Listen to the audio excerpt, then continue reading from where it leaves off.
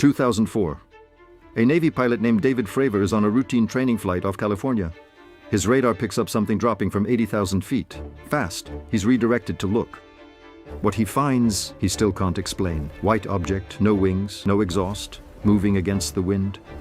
He tries to approach it, it's just gone. He filed a report, didn't talk about it for 13 years. My name is Noah. This is Noir. And what I keep thinking about isn't the object. It's the 13 years of silence after. Not long ago, you couldn't bring this up without people checking out immediately. UFOs meant tinfoil hats. They meant that guy at the party. The one who goes too hard on government cover-ups after his third drink. That wasn't an accident. In 1953, a CIA panel concluded that public interest in unexplained aerial sightings was itself a security risk. Not because of what the objects were, but because mass attention to unresolved things is hard to control. Their solution was simple: make it embarrassing to talk about. And it worked. For decades, if you saw something you couldn't explain, your options were stay quiet or become a joke. Most people stayed quiet. Fravor stayed quiet for 13 years. Then 2017 happened. The New York Times ran a front-page story about a classified Pentagon program that had been quietly studying unidentified aerial phenomena for years. They had footage, 3 clips, infrared military jets, objects doing things no known aircraft can do. The Pentagon confirmed the footage was real. That's when something shifted for me. Not the objects themselves, but the fact that the same institutions that spent 50 years making this radioactive were now confirming it. In press releases. Officially. Fravor testified before Congress in 2023, under oath. He described the object moving in ways he'd never seen in 20 years of flying. No drama, no performance, just a guy sitting there describing something that still bothers him. That's the part that gets me every time. There's a difference between someone performing belief and someone reporting a memory.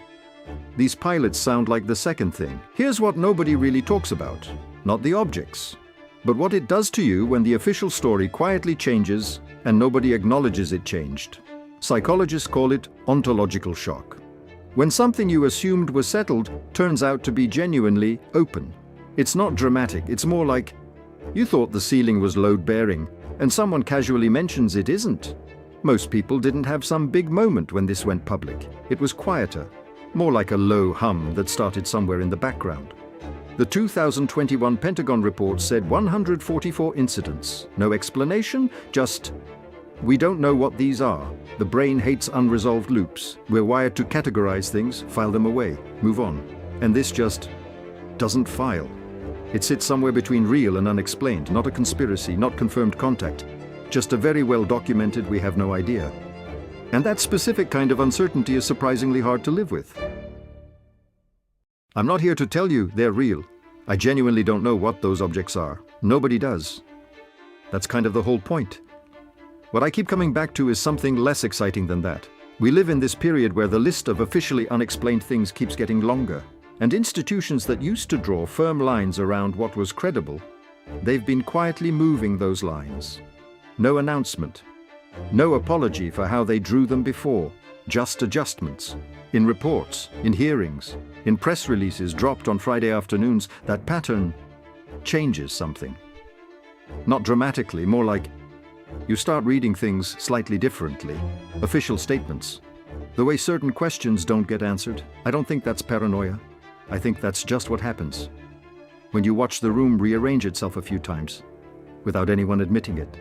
Fravor went back to his normal life after 2004, did the job, didn't talk about it. Then 13 years later, he's in front of Congress describing the same 20 seconds over and over. The footage is still online right now. Pentagon's official website, no explanation attached, the report is still there.